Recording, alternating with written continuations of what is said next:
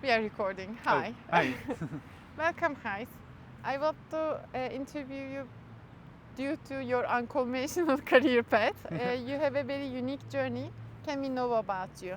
Uh, I have a few more questions about starting from your educational background. Prior to this, if you like to introduce yourself shortly, that will be amazing. Okay, Hi. hi. I'm Gijs. Thank you for inviting me here. Indeed, I have an unusual career path, maybe in a way that I don't really have a career path, or I have an anti-career path. I did so many things, and I think from each thing I learned stuff, but I never learned or never wanted to commit to then becoming the job or the work. So I've consciously been running away from the sort of the final conclusion. Oh, now you are an artistic creator, or you're a technologist, or you are a philosopher, or you are this or that, or you work in a bar and you're a bartender. So, it's the identity part I've been running away from. So I will not ask a title now. Then No. maybe it's good to ask about your journey. Then, what did you study, or prior to this, how was your journey shaped?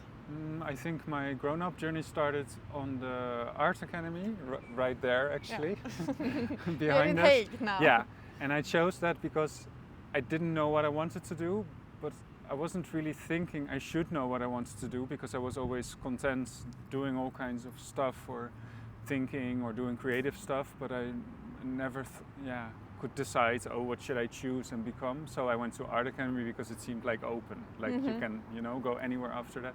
So I did that, and I loved it a lot. But then I decided after that to become to study philosophy. So I moved to another city to do that, and over the years I've been having all these side jobs, of course, but sometimes they're more important than the thing you study, so I don't find them like they're worth less or less interesting to be a bartender, or I've been a projectionist playing movies, I didn't know or this. working as an invisible person in a museum to check if people are not touching things. I've been a model, and all these things I was kind of bad and kind of good at the same time, because I'm thinking I'm a little bit unusual with learning. So if I enter a school, half of the teachers would think I was really stupid, the other half would think I was really smart. So I think then it made me uncomfortable or insecure, but in the end it also helps, because you're not reinforced as a specific person, like, oh, you're really well at doing that, and then people are happy to find out that they're well at doing something, so they focus on it completely, and then maybe 10 years later they look back and they think, oh, is this it? Like, have I been following maybe too much the advice of other people just because it's so nice to feel reinforced? So I never had that troubling me.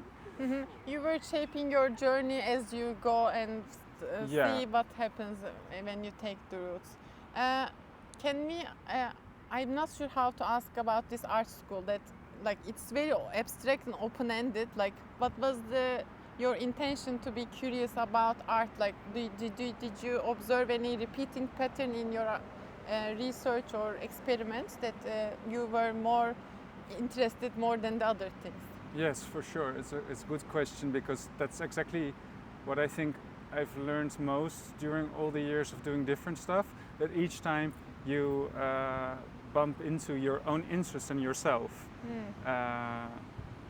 without having to know who you are in advance or what you want to do in advance, but every time you notice certain patterns. And when I started Art Academy, I didn't know these, but then you start working with material, and always something comes out of it that you didn't ask for. Like, always something surprising will happen. It's also also if you write or whatever you do, I think also it's always the case that the most interesting things you could not decide in advance. And for me, they were always based on time. So works of art, for instance, that happen over time. I wanted to make something, and I wanted to sort of destroy it also. Like, that could be part of the work. But of course, if it's a painting, it can't be part of it, because then it's gone. and it will be overly dramatic, conceptual, and a bit boring. Like, you know, you just say, "Oh, I burned it, and now it's gone." So I prefer just the process itself of something becoming and something disintegrating or becoming something else through my own doing, or because the viewers have different brains watching it. So that's also how I came to be interested in AR for the last I was gonna guess from your years. experiment, your work in augmented reality, I would guess that itself, like you make portraits of people, that faces, like I would guess from afar that would be about questioning about self. Like, can we talk about your augmented reality experiments, and then how does this how did you conceptualize these things? Like, you are not making augmented reality effects, you are creating experiments for people to experience art. So I want to understand, how can you create art with extended reality? Maybe it's a good advice to people to think that, oh, you can use as extended reality as art. I think I can call art. You don't have to call it. No, but I think it could be art. But for me, it was freeing that it wasn't art to start with. Like for the years before that, I had been in an art collective. That's also something I've been doing. So it was much more social, something I'm not really used to. But I worked with 3 other artists. We were traveling around Europe and doing exhibitions. Was it also on extended reality or other things? No, it didn't exist yet. Okay. So, because it's really the last 5 years that it's mainstream, you know. So it was more video-based things, performances, still time-related works. But after that, alone, I felt, like I was out of the art world. I didn't really fit or saw a place where I could fit in. So then I saw this AR happening, and I thought, I wanted to try that out too. It was really low barrier to try it out in your own house because the software was free, and it was super exciting because even the companies making the AR possible, they didn't know what it was going to be, or they didn't know for better and for worse, because now a lot has changed and my interest has also changed because of it. But when it started out, you had a way. Before that, the social media became so self-reinforced, like it was almost as if it was already AI, like people were training themselves to be like AI instead of AI training on people. It was like it was the other way around before AI, like people all wanted to look alike, and you had the memes like somebody doing the same thing as somebody else, and you see thousands of videos of people doing the same thing. It became a way of communicating. I never thought about that. And of reinforcing identities, which I somehow hate. I don't want to that. I don't want to represent any identity, or I feel like I'm more than that. I'm like anything else on Earth, or any animal or any plant, more than what a human brain can think of consciously. So I always want to kind of ruin it. That's where the idea maybe also comes from, that I want things to exist in time so they can change, so an identity is not fixed. And so AR was the first way that you could really hack into the social media experience, and people could take control of their own face. Like you saw the many successful effects we were doing as a group, were effects where people could upset their own face or glitch it, and where their body changed and moved and invited them to move their own bodies. Something you don't think about when you're in front of a phone. You don't think about moving. You only think, how does the world see me? And all of a sudden, something else became possible. It became possible to hide or to do something strange. And you saw more of a bodily reaction to it. And I thought, this is like an entry for us, for anybody to take control again of their own image online, instead of always being a presenter and presenting something, and you know how people are on LinkedIn, for instance. So that's what I loved about it. How did you feel when you see that hundreds of like your effects used by many? How did you feel when people was interacting with your creation? Then you were seeing hundreds of videos that people use in very different ways. How is it feeling for people who on the creator side? Yeah, that was great, because I was conscious of the fact that I wasn't making a finished artwork, but I was trying to make something open-ended.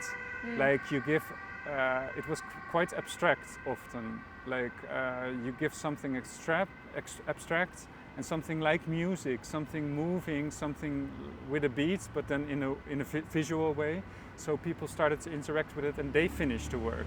They decide what they were going to use it for. Like I made an effect, for instance, for originally it was meant for an idea of pride or LGBT related vibes. Yeah. But in the end, it blew up in India and Brazil and everywhere, and people were using it for completely different reasons, and that was really beautiful about it because what the human ideas about it were completely different, but how their bodies reacted were the same in that you all saw them dancing and moving and doing stuff. Yeah. Doing something different than representing or presenting. So that was really, I was really in awe that it was possible so easily, because it was also the beginning, of course, so it was easier to get all these people to use it. But then really millions of people making these reels about it is so wonderful to see. It's created a space for them to also be participating in the experience. That's really interesting to and think to about. step into it as Third themselves place. instead of having to use pre-made, like, okay, that person is successful on Instagram, so if we want to be successful we have to do that too. That's what you saw happening all the time. And then with filters, not all of them, but there was a whole part of filter community making filters that were really punk and glitchy and trying to do the opposite from that and helping to upset that and break that open. So that was what I was most interested in doing too. I see. Do you think that studying philosophy also affects your creations? That how does this education system affect your art after art studies and philosophy? How does this combination works when you look back, reflect on your journey? Well, that's a very difficult question. I think it's obvious on the I one don't hand. know. It's really obvious that they do interact, because I don't think the difference is that big, because I think philosophy is a very creative endeavor. A lot of the time I don't see it as a science, as a analytical science which at some day will be finished. I see it as a response of the world around us, and since we don't know anything, the response will also continue to change and morph and have new insights or lose old insights. So in that way it moves along with us, just as art does, and makes us conscious of looking at the world in more depth. I want to be inside of your brain and understand what you are seeing, how you are seeing the world for a day. That would be amazing, to be understanding your perception around the art and philosophy. I want to understand, maybe you emphasized change, and I want to ask about, you will change obviously in 2025, Gijs. What are you learning about at this moment, more than the other things? Well, it was interesting that you asked about this interview now, because I had just sort of been finished with AR. I'm still doing. There's a lot of platforms. That for the history, Metaspark Studio just got cancelled a few months ago. Yeah, true. But there's still a lot of platforms, and Snap is doing really cool stuff. But I was already noticing for like 1.5 years, like there were so many young people who discovered AR and that they were good at it and creating in it, and they were really artistic people. But at some point, because they were young, they were thinking we should have a job, of course. On the other side, Meta, Snapchat, they also make the software and they reflect on it differently. They're thinking we have to make money from this. What is this actually, what we made? They don't. And the thing that was great about it, why things went viral, was not what would make them money, because it gave more freedom to the people, and in a way they're looking how to commercialize it, or so that brands would want to use it. And now every time it was the other way around, like we had a successful effect, and then a brand or a famous person also wanted an effect like it, so they could be just as successful. But it isn't the way it works, because it was so successful because it was free from that. And the more they started to try and make it more like a game, gamify it, or then all kinds of concepts grow into it, how they think about the users. And I think a lot of the time a company may accidentally or on purpose think of users in a way that they're sort of, not so intelligent or not so like you could see all the people together as numbers, and if we give them this, then they will give us this back. If we show them this, maybe it's they not will a buy KPI. this. It's the opposite of self-expression in a way. It's to see how can we manipulate, for instance, the market or the people, or and this is the opposite of what we were doing. And then if people started to professionalize and work more towards this commercial, standardized way, then for me there's nothing new about it, and it became a bit, it becomes also a little bit more boring for what I find interesting, which is not getting a career there. It sounds strange maybe, but I just feel it in my body that I want to take a distance. And then the chapter may be closing, but in a way that now I'm reflecting on it a lot of what actually has happened, and I think everybody is in a way, because don't get me wrong, there were a lot of people working at the companies who also had really far-reaching and interesting artistic views for the future of this technology. So of course, it's just that the climate right now doesn't feel like that has a lot of space, and all these people seem to also be going away from these companies. Yeah, I think the AI also kind of overshadowed a little bit augmented reality's impact, that okay, it can go together, but maybe now AI goes branches and then AR comes back, and that I'm curious what will happen on the future about this. Like, I think they go well together when we curate in AR and AI together. That would be maybe an interesting medium again. Then we can experiment and see how people interact with it. But I think then it would be good if there's now too little. There's not enough companies doing it. Like, there's really big companies doing it, and you cannot trust them to have the best view, because like a big old company never has the best view. You can buy interesting startups, but in the end it will just be the same as an old government, less agile, municipality or any kind of slow system. And I think these big companies are like this too. So it would be much more, it will be better for the future if we can start our own AI agencies and AR agencies, and that can take their own place and talk to each other and fight with each other. So there's more voices. Yes. I want to ask about your future projection. Maybe it's again a little bit blurry that we don't know, but do you have an idea, more curiosities at this moment for what are you building for your future self?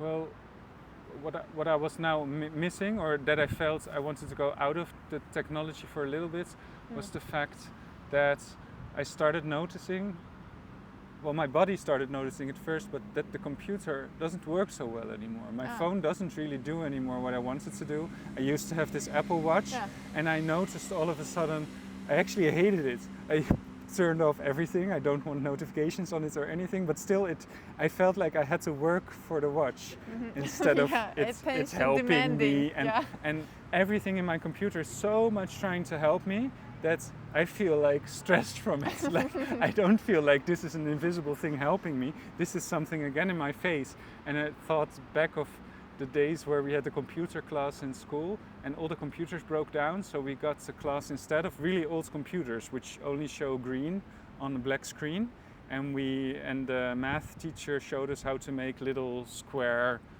shapes and really simple things with simple code. And then the interaction was so it isn't what we would now call good user interface, but actually it was, because if you learn it, you can blindly do it, and it responds immediately to what you want. And now if you try to type something in no matter which word processor, it has too many options, and it always, you open it and it starts asking you all these things. And I feel like, okay, together with the AI and harvesting ideas around, I felt like, am I now working for companies without being conscious of it? And because I don't want to, I don't want to necessarily work. Yeah. I definitely don't want to work without knowing. So I started to... you are going more analog, yes, I believe. Yes, I got a new Pen and computer paper? without... no, it's a computer still, but without the internet. Ah. And I have to type... you can type with one line and you can edit with one line. I use the Vim, like a really old, or Neo-Vim actually. I went back to camera instead of the iPhone. I noticed the iPhone photos also became so ugly. Like they're using AI now, I think, and they're making them more beautiful, but they always lose the thing I want to photograph. Like it disappears from it, like a certain light. Or when we had the really bad iPhone camera in the beginning of iPhone, then you know that it is bad, you know the situation in the world, and you know then how you can use both their strengths and weaknesses, and you can still get an interesting picture. But if it tries to do things behind your back and makes it more beautiful for you, you have no choice in the matter, and often it shows us wrong. Yeah. So this is what I felt, and I thought, I'm not anti-technology, but I want to be... Oh, animal. Yes. An insect. I also there is also one that's hanging out on the... I wanted to be closer to me, and and since I come from where I grow up, nature was very important, and I also want to go back more there. So I have a big change, but I don't know how to state like now I'm going to do this or that. But I think I'm going to do more writing and. I heard like there is permacomputing that is maybe calling this kind of things a little bit more ecological. Intersection can be also that, we have this old technology, how do we use it, and maybe it can be. But writing and... I think also sometimes you have to take a few steps back and then go forward again. So new technology can be new, because now we have all new technology, but it's often based or used without the people using it having changed their ideas at all. So it isn't really new. So it's something new, but it does old stuff only better. But that doesn't feel like something new. Something new is like you wake up one day and you look back in your life and you have a completely different perspective. Like, for instance, you felt bad about something or you didn't understand something about yourself, and then at some point in your life you change your view about it and you think, oh, that was my role, that was what happened, that was the other person's role, and then you are different. You're not the same person, only better. And I think a lot of technology now, which is sold as new, is actually the same old but better. But you can always wonder, was the old thing worth it to make better? Because if it's not good, why make it better? Yeah, we need to go at some point that how to invent things together and decide on how to. It's complicated to agree all of these people on something as well. I don't know what will happen, but I think we need room to play. I think that was what AR was for me, like not be in a professionalized sphere, because even if you do art, you can be, if you're lucky and you become somewhat known or something like this, you can be free sort of and display your work in a gallery and stuff like that, but still it's a very also another closed world like any other, where you have certain ways to be or not to be, or and what any artist or any person needs, I think, is just to be able to play. Like you don't know what will be the effect of it or the use. Like we shouldn't immediately, if you find something new, you shouldn't immediately have to prove why the world needs it. It's enough that you think is interesting. Yeah, it's great that we talked about play because I have some surprise about play. Oh. So this is Bubbles interviews. Uh-huh. I have bubbles for you. Oh. So I'll ask my last questions while Let's we blow make bubbles. Yes. I will take the purple Yay. one. So And they have a little unicorn. yay, great. So my last question is, I'm not sure. Do you remember? But when you were a child, do you remember when people ask you what do you want to be when you grow up? Yeah. What was it? I think they ask that often, so you change the answer lot. often. Yeah. But I made one drawing when I was, I don't know how old, 4 or something, and then I called it major of the, I don't know, the children's farm. Uh-huh. It's a Dutch word, Okay. kinderboerderij. Like you have a sort of play Children farm Yeah. where you have all these animals, but they're really not there for being a farm, but for children to visit and to pet them. And I don't know the English word for it. I understand. It's probably a word. Yeah. But So I want to be. This is a concept in the Netherlands, maybe? Yeah. Okay. It's a really great job to have this farming Yeah, I and thought- for the children. I just It's wanted to fun. be with the animals, and now I think about it differently. I would still like to be with the animals, but not necessarily on a farm where they are on display. It doesn't sound so Yeah, great I anymore. see. Thank you so much for being a part of Bubbles interviews. Have a nice Thank day. you too. Bye bye. Bye-bye. Doei.